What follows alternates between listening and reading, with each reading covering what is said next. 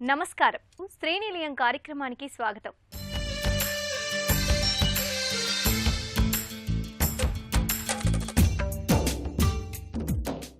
ఇంటి నిర్మాణంలో వచ్చిన నూతన పోకడలు, ఇంటి ముస్తాబుకు సంబంధించిన తాజా విశేషాలు, స్థానిక సంస్థలు అందిస్తున్న సదుపాయాలతో మీ ముందుకొచ్చింది ఈ వారం శ్రీనిలయం. నగరంలో నివసిస్తున్న వారికి సొంతిల్లు ఉంటే ఆ సంతోషం మాటల్లో చెప్పలేం. అద్దిల్లు కంటే సొంతిల్లే జీవన మాధుర్యానికి సరైన సోపానం. ఒక ఇంటిని కొనుగోలు చేయాలంటే తమ ఆర్థిక స్తోమత ఎంత మేరకు ఉందో అంచనా వేసుకోవాలి. మీ కుటుంబంలో ఉండే సభ్యుల అభిరుచులకు తగిన విధంగా ముందస్తు ప్రణాళికలు వేసుకోవాలి. కుటుంబ సభ్యుల సమాలోచనలతో ఆర్థిక స్థితిగతులకు ప్రాధాన్యతను ఇచ్చి సొంతింటి కొనుగోలుకు ముందడుగు వేస్తే సొంతిల్లు సొంతమవ్వడం చాలా సులభం. నగరాల్లో నివసించేవారు చాలా వరకు అద్దిళ్లలోనే ఉంటూ ఉంటారు. కారణం భూముల ధరలు, ఇంటి ధరలు పెరగడమే. మరి ఈ నేపథ్యంలో ఇంటిని కొనుగోలు చేయాలంటే ఎలాంటి పద్ధతులు పాటించాలి అనే అంశంపై ప్రత్యేక కథనం శ్రీనిలయం స్థిరాస్తిలో. సొంతింటి కల సాకారం అవ్వాలంటే ముఖ్యంగా సామాన్య మధ్యతరగతి వర్గాలు పొదుపు మంత్రం తప్పనిసరిగా పఠించాల్సిందే. రోజురోజుకి ఇళ్ల ధరలు క్రమంగా పెరుగుతున్నాయి. వడ్డీ రేట్లు సైతం ఎక్కువే ఉన్నాయి. పొదుపు చేసిన డబ్బులతోనే కొంటామంటే అది ఎన్నటికీ నెరవేరని కలగానే మిగిలిపోతుంది. అందుకే మీరు కూడబెట్టిన మొత్తానికి ఊతంగా బ్యాంకు రుణం తీసుకుంటే ఇల్లు కొనడం సులభమవుతుంది. ఇంటి ధరలో 20% మీరు ముందుగా చెల్లిస్తే బ్యాంకులు రుణాలు మంజూరు చేస్తాయి. మీ సంపాదనలో 30% పొదుపు పాటిస్తే ఈ రుణాలు తర్వాత చెల్లించడం సులభమవుతుంది. సొంతింటిని బ్యాంకు రుణాలపై తీసుకునే ముందు కొన్నిసార్లు 10%, మరికొన్ని సందర్భాలలో 20% మనం ముందుగా డౌన్ పేమెంట్ చెల్లించాల్సి ఉంటుంది. ఇది కట్టిన తరువాతే బ్యాంకులు మిగతా మొత్తానికి రుణాలు ఇస్తాయి. డౌన్ పేమెంట్ ఎంత ఎక్కువగా చెల్లిస్తే అంత సులభంగా మిగతా వాయిదాలు చెల్లించవచ్చు. ఉదాహరణకు 50 లక్షలు రుణం తీసుకుంటే 20 ఏళ్లకు గాను ప్రతి నెల 45,000 రూపాయల వరకు చెల్లించాల్సి ఉంటుంది. ఈ మొత్తం చెల్లించగలమా లేదా అనేది మన పొదుపుపై ఆధారపడి ఉంటుంది. ఇక్కడ మరో లెక్క ఉంది. ఈ వాయిదాలో ఇంటి అద్దె కలిసి రావడం కొనుగోలుదారులకు కాస్త ఉపశమనం. ఇల్లు కొన్నాక గృహప్రవేశం, ఇంటిలో సామాన్లు సమకూర్చుకోవడం, ఇలా ఖర్చులు పెరుగుతాయి. కనుక 5 ఏళ్ల వరకు కాస్త ఇబ్బంది పడాల్సి ఉంటుంది. అప్పుడు సులభంగా వాయిదాలు చెల్లించే అవకాశం ఉంటుంది. అంతేకాదు, మనకు ఏదైనా రూపంలో డబ్బులు వస్తే వెంటనే వచ్చిన మొత్తాన్ని రుణ విముక్తికి వినియోగించుకుంటే మరింత వాయిదా మొత్తం తగ్గడంతో పాటు చెల్లించాల్సిన కాలం సైతం తగ్గుతుంది. ఇదే సమయంలో మరో ఇంటికి కూడా ప్రణాళికలు సిద్ధం చేసుకోవచ్చు. దీనిని అద్దె ఎంత వస్తుందో అంతే మొత్తం రుణ వాయిదాలు చెల్లించేటట్టుగా ప్రణాళికలు రూపొందించుకోవాలి. జీవిత భాగస్వామితో కలిసి ఉమ్మడిగా రుణం తీసుకున్నప్పుడు మరికొన్ని ప్రయోజనాలను పొందవచ్చు. రుణం అధికంగా వస్తుంది. ఇదే సమయంలో ఈఎంఐ భారాన్ని ఇద్దరూ పంచుకుంటారు కాబట్టి భారం తగ్గుతుంది. చాలా మందికి సొంత ఇల్లు ఉండాలి అనేది ఒక కళ. సొంత ఇల్లు కోసం రకరకాలుగా ఆలోచన చేస్తూ ఉంటారు. ఆఫీసు దగ్గరనో లేదా వాళ్ళు ఇదివరకే ఉన్నటువంటి లొకాలిటీలోనే బాగుంటుందనో అలా చాలా ఆలోచన చేస్తూ ఉంటారు. అయితే ఎక్కువ భాగం ఏం జరుగుతుందంటే, ఏదైతే వాళ్ళు ఉన్న లొకాలిటీనో లేదా ఆఫీసు దగ్గరగానో ఆలోచన చేసినప్పుడు అక్కడ ధరలు కొంచెం హెచ్చుగానే ఉంటాయి అన్నమాట. అలాంటప్పుడు ఇంకొన్ని రోజుల తర్వాత మన ఇన్కమ్ పెరిగాక చూద్దాం ఇలాంటి ఆలోచనతో అది ఆ ఆలోచన ముందుకెళ్తూ ఉంటుంది, కానీ సొంత ఇల్లు కొనడం మాత్రం జరగదు. అయితే ముఖ్యంగా మనం తెలుసుకోవాల్సింది ఏంటంటే మన బడ్జెట్. మనం ఏ స్థాయిలో ఒక ఇల్లు కొనగలుగుతాము, అది అపార్ట్మెంటా, ఇండిపెండెంట్ హౌసా, మనకి ఏం కావాలి అనేది ఆలోచించుకొని ఆ బడ్జెట్లో ఎటువంటి పరిస్థితుల్లో కూడా మనం 20 to 30% మన సేవింగ్స్ నుంచి మనం దగ్గర పెట్టుకోవాలి. ఎందుకంటే ఏ బ్యాంక్ అయినా మనకు 80%, కొన్ని బ్యాంక్స్ 90% దాకా కూడా లోన్ ఫెసిలిటీ ఇచ్చే అవకాశం ఉంది. కానీ ఎంత లోన్ తీసుకుంటే అంత ఈఎంఐ మనమే కట్టుకోవాలి. కాబట్టి ముందుగానే మనం కొంచెం ప్లాన్ చేసుకొని బడ్జెట్ ప్రకారము ఒక 20 to 30% అమౌంట్ని కనుక మనం మార్జిన్ మనీని దగ్గర పెట్టుకుంటే మనం ఇల్లు కొనడానికి ముందుకెళ్ళచ్చు. కొంచెం ఊరి బయట అన్ని ఫెసిలిటీస్ ఉండి రాకపోకలకి ఇబ్బంది లేనటువంటి సౌకర్యాలు కలిగినటువంటి ఏరియాస్ చూసుకొని అక్కడ మనం ఇల్లు తీసుకోవడం అనేది ఒక మంచి ఆలోచన. మీకు మీ బడ్జెట్లో వస్తుంది. అలాగే మీరు అనుకున్నటువంటి ఆ 20% కావచ్చు, లేదా 30% ఏదైతే మార్జిన్ మనీ మీరు సేవింగ్స్ చేసి పెట్టుకుంటారో అది మీకు సరిపోతుంది. మిగతా అమౌంట్ బ్యాంక్ లోన్ ద్వారా మీకు ఇవ్వడం జరుగుతుంది. అయితే ఒకటి ఆలోచించుకోవాల్సింది మనం ఏంటంటే, అద్దె ఇల్లు అనేది ఎప్పటికీ అద్దె ఇల్లే. అద్దె కడుతున్నంత కాలం మాత్రమే మనం అక్కడ ఉండగలుగుతాం. తర్వాత ఆ అద్దె అనేది మనకేమీ రీపేమెంట్ కింద రాదు, అది వెళ్ళిపోతుంది అంతే. అదే మీరు ఒక సొంత ఇల్లు తీసుకొని అది బ్యాంక్ లోన్ ద్వారా తీసుకున్నా పర్వాలేదు. ఈ అద్దెలో సగభాగం ఈఎంఐలో సగభాగం అద్దె కింద మనం చెల్లించినా మిగతాది మీ సేవింగ్స్ కింద పెట్టుకున్నా త్వరలోనే మీరు ఆ ఇంటికి సంబంధించినటువంటి ఈఎంఐ కంప్లీట్ చేసుకోగలుగుతారు, లోన్ కంప్లీట్ అయిపోతుంది, ఇల్లు సొంతం అవుతుంది. ముందుకి ఎట్లయినా సరే రేట్లు పెరిగేవే కాబట్టి మీకు మీ సేవింగ్స్ ద్వారా దానికి నుంచి కొంచెం లాభాన్ని కూడా మీరు చూడడం జరుగుతుంది. భవిష్యత్ అవసరాల దృష్ట్యా చాలా మంది స్థిరాస్తిని కొనుగోలు చేస్తుంటారు. అయితే చాలా మంది తాము నివసిస్తున్న ప్రాంతాల్లో కొనాలని చూడడం ద్వారా అప్పటికే ఆ ప్రాంత అభివృద్ధి చెంది ధరలు పెరుగుతాయి. తమ బడ్జెట్లో దొరక్కపోవచ్చు. అందుకే నగర పరిసర ప్రాంతాల్లో ఏ వైపు తీసుకున్నా ఇంటి స్థలాలు, ఫ్లాట్ల ధరలు రోజురోజుకు పెరుగుతుంటాయి. మెట్రో నగరాల్లో ఇంటి ధరలు చూస్తే చుక్కల్లో కనిపిస్తున్నాయి. అక్కడ సొంత నివాసం చాలా మందికి సాధ్యపడకపోవచ్చు. అలాంటి చోట అద్దె ఇల్లే ఆర్థికంగా సౌకర్యం. ఇంటి కొనుగోలుతో పోలిస్తే అద్దె తక్కువగా ఉంటుంది. ఇంటి కొనుగోలుకు సరిపడా ఆర్థిక స్తోమత ఉన్న వారి విషయంలో అంత గందరగోళం అక్కర్లేదు. ఎందుకంటే వృత్తి, ఉద్యోగ, వ్యాపార రీత్యా తరచూ ప్రాంతాలు మారే అవసరం లేకపోతే నిశ్చింతగా సొంత ఇంటి వైపు మొగ్గు చూపొచ్చు. నగరాలు, పట్టణాల్లో బ్యాంకు రుణంపై ఇంటిని కొనుగోలు చేయాలనుకునేవారు అక్కడి ఇంటి అద్దెలు, స్థిరాస్తి విలువపై అద్దె రాబడి, ప్రాపర్టీ విలువ పెరుగుదల శాతం ఏ మేరకు ఉంది అనే విషయం గమనించాలి. మన దేశంలోని చాలా పట్టణాల్లో బ్యాంకు ఇచ్చే రుణంపై ఇల్లు కొనుగోలు చేస్తుంటారు. కాలం గడిచే కొద్దీ దాని విలువ పెరుగుతూ వెళుతుంది, కానీ తగ్గదు. సొంత ఇంటి కోసం సరిపడా పెట్టుబడి కావాలి. పెట్టుబడి కోసమైతే కొత్తగా అభివృద్ధిలోకి వస్తున్న నగర, పట్టణ, శివారు ప్రాంతాల్లో ఇల్లు కొనుగోలు చేసుకోవడం వల్ల తక్కువ కాలంలోనే ఎక్కువ విలువ సమకూరే అవకాశం ఉంటుంది. అద్దె ఇల్లు, సొంత ఇల్లు విషయంలో ప్రతి ఒక్కరి ఆలోచనల్లో తేడా ఉంటుంది. కొందరు ఆర్థిక ప్రయోజనానికి పెద్దపీట వేస్తే, కొందరు సామాజిక గుర్తింపు కోసం స్థిరాస్తి సమకూర్చుకోవడానికి ప్రాధాన్యమిస్తుంటారు. ఇంటిని పెట్టుబడిగా చూసేవారు లేకపోలేదు. వారి ఆర్థిక సౌకర్యం చూసుకుని ఉద్యోగం చేస్తున్న ప్రాంతం, వ్యాపారం, ఇలా ఎన్నో అంశాల ఆధారంగా అనుకూలమైన నిర్ణయం తీసుకుంటారు. ముఖ్యంగా ఇంటి రుణానికి చెల్లింపులు చేయగల ఆర్థిక వెసులుబాటు ఉండడం తప్పనిసరి. సొంత ఇల్లుతో ఉండే అనుబంధం ఏ ఆర్థిక సూత్రం కూడా తెచ్చివ్వలేదన్నది వాస్తవం. తమ కార్యాలయాలకు దగ్గరగా లేదా వ్యాపార సంస్థలకు సమీపంలో ఉండాలనుకుంటే ఇంటిని అద్దెకు తీసుకోవడమే లాభం. అలాంటి చోట సొంత ఇల్లు కొనుగోలు చేయాలంటే భారీ పెట్టుబడి పెట్టాలి. దాంతో పోలిస్తే చాలా తక్కువలోనే అద్దె ఇల్లు వస్తుంది. పైగా రోజు ఇంటి నుంచి వెళ్లి వచ్చేందుకు ఎక్కువ సమయం పట్టదు. విలువైన సమయం, డబ్బు ఆదా అవుతాయి. ఒకే చోట స్థిరపడిన వారు శాశ్వత నివాసం ఏర్పాటు చేసుకోవడాన్ని ఆలోచించవచ్చు. మన దేశంలో పట్టణీకరణ వేగంగా జరుగుతున్న నేపథ్యంలో ఇళ్ల స్థలాల విలువ రోజురోజుకు పెరుగుతుంటుంది. ఇంటిపై పెట్టుబడి దీర్ఘకాలంలో సంపదకు దారితీస్తుంది. సొంత ఇల్లుతో వచ్చే ప్రశాంతతను వెలకట్టలేం. ఇల్లు భద్రత ఉంటుంది, ఖాళీ చేయాల్సిన అవసరం ఉండదు. ఇంటి రుణంపై నెలవారీ కిస్తీలు కట్టుకుంటే సరిపోతుంది. ఇంటి రుణంలో ఈఎంఐలో అసలు తీసుకున్న రుణం, వడ్డీ అని 2 భాగాలుంటాయి. సొంత ఇల్లు ఉంటే విశ్రాంత జీవితంలో స్థిరమైన ఆదాయాన్ని ఇస్తుంది. ప్రస్తుతం కొన్ని బ్యాంకులు రివర్స్ మార్టిగేజ్తో ప్రతి నెలకు స్థిరమైన ఆదాయాన్ని బ్యాంకు నుంచి పొందవచ్చు. బ్యాంకులు ఈ కాలంలో కొంత మేరకి ఏదైతే రేట్ ఆఫ్ ఇంట్రెస్ట్ ఉందో అది అందుబాటులోనే ఉన్నట్టే లెక్క. చాలా మటుకు 8.4% నుంచి 8.3% నుంచి 9% దాకా నేషనలైజ్డ్ బ్యాంక్స్ అయితే ఇస్తున్నాయి. అలాగే ప్రైవేట్ వాళ్ళు కూడా కొంత కాంపిటేటివ్ రేట్స్లో ఇదే రేట్ ఆఫ్ ఇంట్రెస్ట్ని బ్యాంకులు ఇవ్వడం జరుగుతుంది. ముందుకైతే ఇంకా రేట్లు పెరుగుతాయనే ఉద్దేశం అయితే కనపడడం లేదు. మార్కెట్లో స్థిరంగానే ఉంది. భారత మార్కెట్ చక్కగానే ఉంది కాబట్టి మనకు రేట్లు అంతగా పెరగకపోవచ్చు. కొన్ని సందర్భాల్లో ఈ మధ్యకాలంలో బ్యాంకులు కూడా ఏం చేస్తున్నాయంటే రేట్ ఆఫ్ ఇంట్రెస్ట్ పెరిగినటువంటి కస్టమర్స్కి వాళ్ళ దగ్గర నుంచి కొంత మొత్తాన్ని వసూలు చేసి ఆర్బీఐ ద్వారా గైడ్లైన్స్ తీసుకొని వాళ్ళకి ఆ రేట్ ఆఫ్ ఇంట్రెస్ట్ని తగ్గించడం కూడా జరుగుతుంది. సో కాబట్టి మనము లోన్ తీసుకోవడం అనేది మనకు చక్కటి ఆలోచన. ఎందుకంటే పెద్ద మొత్తంలో ఒకేసారి మనం డబ్బుని వెచ్చించి మనకు గృహాన్ని కొనుగోలు చేయడం అనేది కష్టం కాబట్టి లోన్ తీసుకోవడం తప్పలేదు కానివ్వండి. అయితే ఎంత మేరకు కావాలి, ఎంత బడ్జెట్ మనం పెట్టగలుగుతాము, దాంట్లో ఎంత ఈఎంఐ మనం భరించగలుగుతాము, ఇవన్నీ కూడా ముందుగా ఇన్ఫర్మేషన్ని వాళ్ళకు కరెక్ట్గా వాళ్ళకి తెలియజేస్తే వాళ్ళు మీకు చక్కగా ప్లాన్ చేసి మరీ చెప్తారు. ప్రతి బ్యాంకులో కూడా మేనేజర్ కావచ్చు, లేదంటే ఫీల్డ్ ఆఫీసర్ కావచ్చు, ఇలాంటి వాళ్ళు అందుబాటులో ఉంటారు. వాళ్ళు మీకు అన్ని విషయాలు తెలియజేయడం జరుగుతుంది. చిన్న ప్రాణాలే అయినా వర్షాకాలంలో అమ్మో దోమల అనేంతలా అందరినీ భయపెట్టేస్తున్న రోజులివి. ఈ దోమకాటుకు డెంగ్యూ, మలేరియా, చికెన్ గున్యా లాంటి ప్రాణాంతక జబ్బులకు కారణమవుతూ నానా ఇబ్బందులను తెచ్చిపెడతాయి. మరి ఈ దోమలను ఇంట్లోకి రాకుండా అరికట్టాలంటే దోమతెరలు, దోమ బ్యాట్లు, రకరకాల రిపిల్లెంట్లు వాడేస్తుంటాం.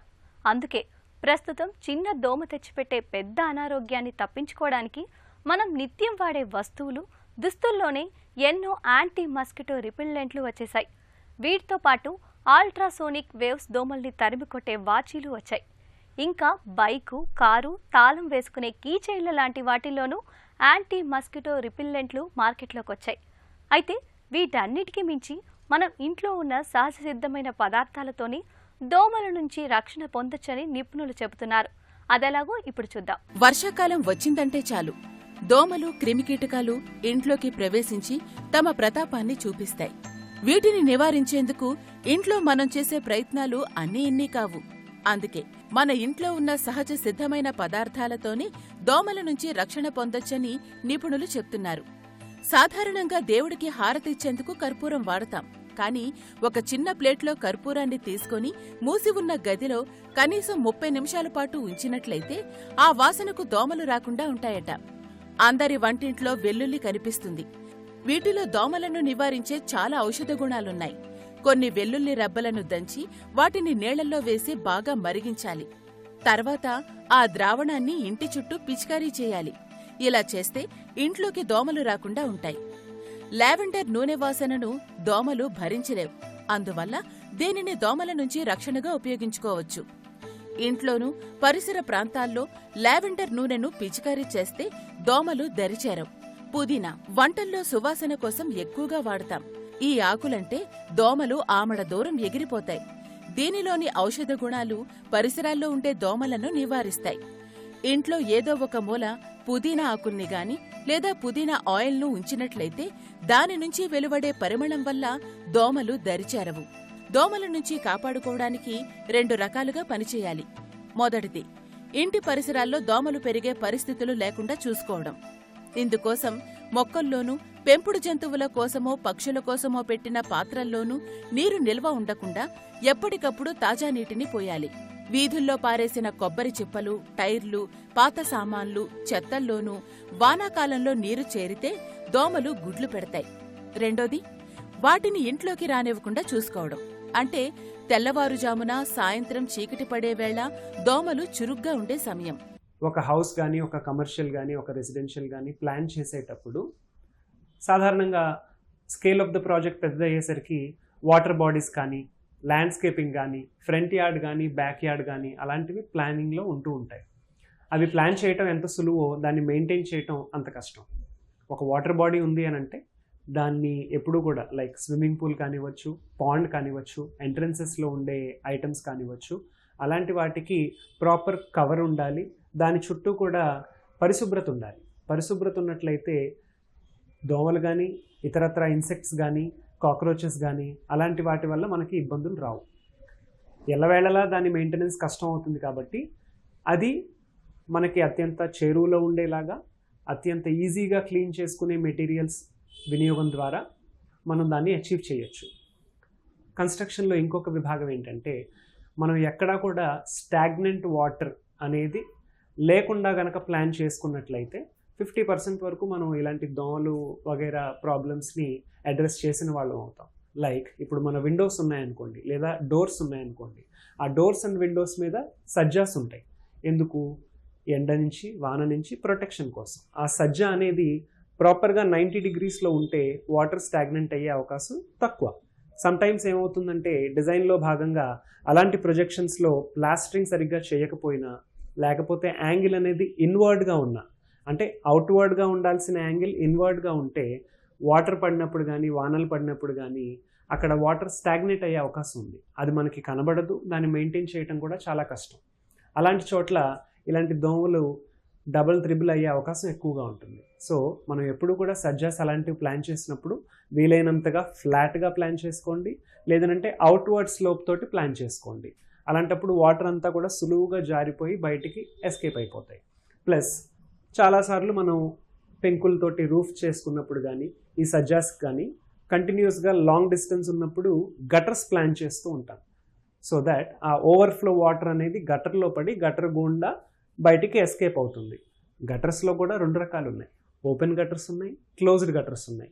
ఓపెన్ గటర్స్ తోటి ప్రాబ్లం ఏంటంటే మనకి పక్కనుండే చెట్ల నుంచి వచ్చే చెత్త కానివ్వండి, లేకపోతే ఎయిర్లో నుంచి వచ్చే చెత్త కానివ్వండి, అందులో పేరుకుపోతుంది అనమాట. దానికి రెగ్యులర్ మెయింటెనెన్స్ ఉండనట్లయితే కంపల్సరీగా అక్కడ ఈ దోమలు అనేవి రెక్టిఫై అవుతూ ఉంటాయి, మల్టిప్లై అవుతూ ఉంటాయి. సో వీలైనంత వరకు క్లోజ్డ్ గటర్స్ని ప్లాన్ చేసుకోండి. ఓపెన్ గటర్స్ ఉన్నట్లయితే దాన్ని రెగ్యులర్గా మెయింటైన్ చేసుకుంటూ ఉండండి. ఇది ఆర్కిటెక్చరల్ పరంగా ఒక బిల్డింగ్ని డిజైన్ చేసుకునేటప్పుడు తీసుకోవాల్సిన జాగ్రత్తలు. ఇంటీరియర్ పరంగా మనం ఏమేం చేసుకోవచ్చు అని అంటే, సాధారణంగా ఒకప్పుడు డోర్స్ అండ్ విండోస్ అన్నీ కూడా చెక్కతోటి తయారయ్యేవి. Wooden frames, wooden doors and wooden shutters అన్నమాట. ఇప్పుడు లేటెస్ట్ మెటీరియల్స్ ఏంటి విండోస్లో అని అంటే యూపీవీసీ విండోస్లో 2.5 ట్రాక్ లేదా 3 ట్రాక్ అంటాం. అంటే ఏంటంటే ఒక 4 అడుగుల విండో ఉంది అని అనుకుంటే అందులో 2 feet and 2 feet double sliding, అంటే ఒక ట్రాక్లో ఒక విండో షట్టర్ అటు ఇటు జరుగుతూ ఉంటుంది. రెండో ట్రాక్లో కూడా remaining half of the window అటు ఇటు జరుగుతూ ఉంటుంది. ఈ 0.5 అనేది చిన్న ట్రాక్ అనమాట. అక్కడ ఏమిటి అని అంటే యూపీవీసీ ఫ్రేమ్ లోపల నైలాన్ మెష్ కానీ, ఐరన్ మెష్ కానీ, లేకపోతే సిలికాన్ మెష్ కానీ, ఇలా మల్టిపుల్ మెటీరియల్ ఆప్షన్స్ ఉన్నాయి. ఆ మెష్ల యొక్క వినియోగం ద్వారా మీరు విండో అంటే గాలిని వెలుతురుని లోపలికి రాబట్టుకుంటారు, కానీ దోమలు అనే వాటిని బ్లాక్ చేయగలుగుతారు, మస్కిటోస్ని కానీ ఇన్సెక్ట్స్ కానీ. This is a very common practice, అందరికీ అవగాహన ఉండేదే. రోజు రోజుకు భవన నిర్మాణంలో సరికొత్త రూపకల్పనలు వచ్చినట్టే ఇంటి అంతర్గత అలంకరణలో కూడా వైవిధ్యమైన మార్పులు గృహ యజమానులు కోరుకుంటున్నారు. మీ ఇంటీరియర్ రూపకల్పనలో కాస్త సృజనాత్మకతను జోడిస్తే ఇంటి అందం పదింతలవుతుంది. దాంతో ఇంట్లో ఉండే కుటుంబ సభ్యుల జీవనం ఉల్లాసభరితంగా ఆహ్లాదకరంగా ఉంటుంది. అంతేకాదు, ఇంటి అంతర్గత అలంకరణ ఇంట్లో సభ్యుల మానసిక ప్రేరణాత్మకంగా ఉండాలని నిపుణులు సైతం సూచిస్తున్నారు. ఆ విశేషాలను నేటి శ్రీనిలయంలో చూద్దాం. This room belongs to the young daughter of the house. ఈ రూమ్లోకి ఎంటర్ కాగానే డోర్ వెనకాల కొంచెం స్పేస్ ఉండడం వల్ల ఆ స్పేస్ ఉపయోగించుకొని ఇక్కడ అద్దము, డ్రెస్సింగ్కి సంబంధించినవన్నీ పెట్టుకోవడానికి ప్రొవిజన్ ఇచ్చాము. ఈ అద్దం వెనకాల స్టోరేజ్ స్పేస్ ఉంది అన్నీ పెట్టుకోవడానికి. డోర్ నుంచి లోపల రూమ్లోకి వచ్చేసరికి ఆ అమ్మాయికి వైట్ అండ్ బ్లూ కలర్ ఇష్టం అని చెప్పింది. అందుకని ఆ అమ్మాయి నచ్చినట్టు వైట్ కలర్లో బెడ్ తీసుకున్నాము. బెడ్ వెనకాల హెడ్ బోర్డ్ చేసి ఆ హెడ్ బోర్డ్కి చుట్టూ కోవ్ లైటింగ్ ఇచ్చి అక్కడి నుంచి పైకి ప్రొఫైల్ లైటింగ్ ఈ డిజైన్ తోటి కనెక్ట్ అయ్యేటట్టు చూసుకుంటూ ప్రొఫైల్ లైటింగ్ ఇచ్చాము. ప్రొఫైల్ లైటింగ్ కాకుండా మళ్ళీ జనరల్ లైటింగ్ కూడా ఇచ్చాము. పిల్లలు చదువుకున్నప్పుడు కానీ ఏదైనా యాక్టివిటీస్ చేసేటప్పుడు చాలా బ్రైట్గా ఉంటే రూము అందంగా ఉంటుందని ఎక్స్ట్రా లైటింగ్ ఇచ్చాము. ఇది ఈ అమ్మాయి వార్డ్రోబ్కి స్లైడింగ్ డోర్స్ ఇచ్చాము. ఇవి స్లైడింగ్ డోర్స్ పైన అమ్మాయిని ఏ థీమ్స్ అంటే ఇష్టమో అడిగి దాని ప్రకారము ఒక సిటీస్కేప్, ఇక్కడ చూసినా ఇక్కడి నుంచి మనం బయటికి చూసినా ఇలాగే సిటీస్కేప్ కనిపించేటట్టు ఉంటుంది. ఆ కంటిన్యూటీ ఉంటుంది. ఆ అమ్మాయికి కావాల్సిన కలర్స్ ఉన్నాయి. ఎప్పుడూ కూడా వార్డ్రోబ్స్కి చాలామంది కింద 4 ఇంచులు స్కర్టింగ్ ఇచ్చేసి పైన వార్డ్రోబ్ పెడతారు. అలా పెట్టడం వల్ల ఆ 4 ఇంచుల స్పేస్ కూడా వేస్ట్ అవుతుంది అన్న ఉద్దేశంతో నేను ఆ 4 ఇంచుల స్కర్టింగ్ స్పేస్ లేకుండా 9 ఇంచులవి ఇట్లాంటివి డ్రాస్ పెడతాను. ఈ డ్రాస్లో చిన్న చిన్నవి చాలా సామాన్లు పట్టేస్తాయి. దానివల్ల ఏంటంటే పిల్లల దగ్గర ఉన్న ఎన్నో సామాన్లు మొత్తం లోపలికి నీట్గా వెళ్ళిపోతాయి. ఈ కర్టన్స్ కూడా ఇదే థీమ్ ఫాలో అవుతూ వైట్ అండ్ బ్లూ మళ్ళీ ఈ ఆంబ్రే తీసుకొని ఇలాంటి మంచి డిజైన్ తీసుకొని కర్టన్స్ ఇచ్చాము. కర్టన్స్కి వెనకాల ఎప్పుడు బ్లాక్అవుట్ ఉంటుంది, సో దాట్ ఎక్స్ట్రీమ్ సన్లైట్ ఉన్నప్పుడు సన్ కనిపించకుండా మొత్తం రూమ్ అంతా డార్క్గా చేసుకోవచ్చు. ఈ స్టడీ టేబుల్ ఆ అమ్మాయికి కావాల్సిన కంప్యూటర్ అవన్నీ పెట్టుకోవడానికి కిందకి పాయింట్స్ ఉంటాయి. పైనంతా వైర్లు అవి కనిపించకుండా కింద పాయింట్స్ ఉండి ఇక్కడి నుంచి ఆర్గనైజర్ ఉండి దీంట్లోంచి వైర్స్ బయటికి వస్తాయి. ఈ అమ్మాయి చాలా ఎక్కువ బుక్స్ చదువుతుంది. పుస్తకాలు చదవడం చాలా ఇష్టము. నాకు పుస్తకాల కోసం ప్లేస్ కావాలని అడిగిందని ఇలా షెల్ఫ్లు పెట్టి ఆ అమ్మాయి పుస్తకాలన్నీ పెట్టుకోవడానికి అనుగుణంగా ఉండేటట్టు దీన్ని క్రియేట్ చేశాను.